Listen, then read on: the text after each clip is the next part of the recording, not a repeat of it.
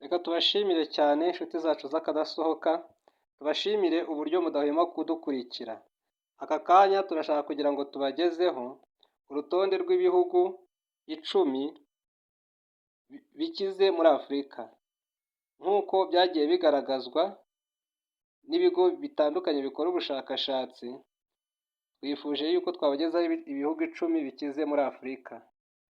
Twabikuye mu kinyamakuru cyitwa inyarwanda.com nk'uko kibigaragaza, reka tuze tubibagezeho. Ahari nawe ushobora kuba utekereza yuko hari igihugu waba uzi cyaba cyakabaye kiri muri uru rutonde, ariko ushobora kutacyumvamo cyangwa se n'icyo uri bwumvemo ukacyumva kiri ku wundi mwanya utakekaga ko cyaba kiriho. Iyo bavuga igihugu gikize baba bavuga umuturage ukize. Hari igihe igihugu kiba gikize ariko harimo abantu bakeya cyane bakize, abandi bakennye cyane. Icyo gihe rero ntabwo icyo gihugu bakibara nk'igikize, kuko babara icyo bita GDP kuri buri muturage, amafaranga yinjiza mu kwezi. Icyo gihe rero iyo igihugu gifite abaturage binjiza amafaranga menshi byitwa ko gikize. Numara kumva bino bihugu, kuko harimo ibihugu byinshi bimeze nk'ibirwa, ariko uraza kumva amafaranga buri muturage yinjiza mu gihe kingana n'ukwezi. Uyagereranije n'ayo mu bihugu runaka, usanga ayo mafaranga rwose ari amafaranga ashyitse. Turagenda tukugezaho izina ry'igihugu, tukugezeho n'amafaranga umuturage yinjiza mu kwezi, ubu ni ukuvuga ngo baba bagenekereje, ndetse n'ukuntu icyo gihugu gihagaze ku rwego rw'isi mu bihugu 198 bigize isi.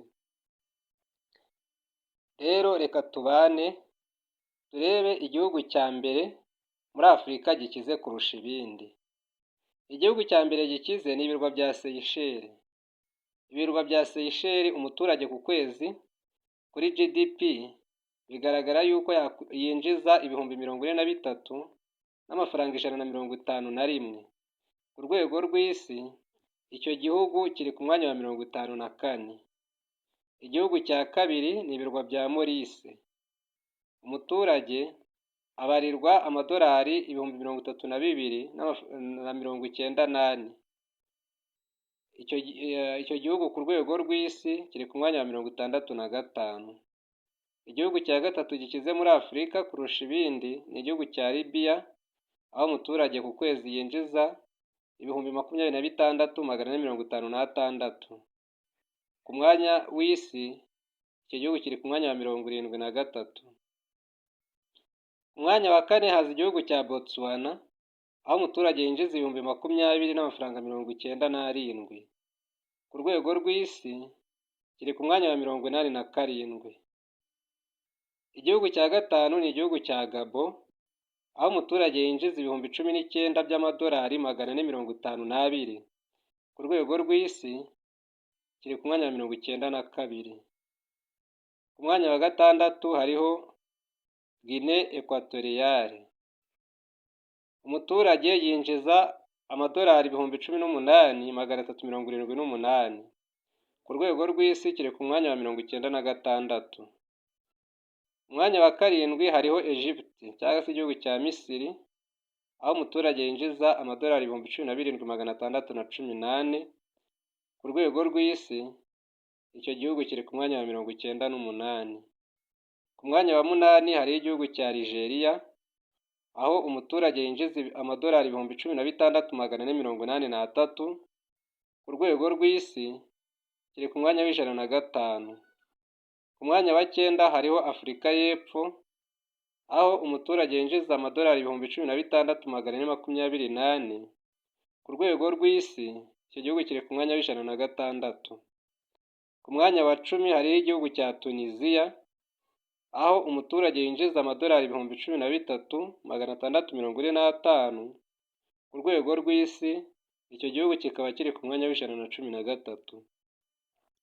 Ahari nawe hari ikindi gihugu watekerezaga. Ushobora kuba watekerezaga wenda nk'igihugu cya Nigeria gikomokamo umuherwe wa mbere, cyangwa se n'ikindi gihugu.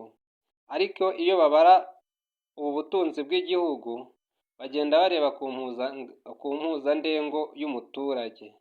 Rero igihugu gishobora kuba kirimo abakire bakomeye uzi, ariko gifite n'abandi bakene cyane hirya iyo ngiyo batajya bavugwa.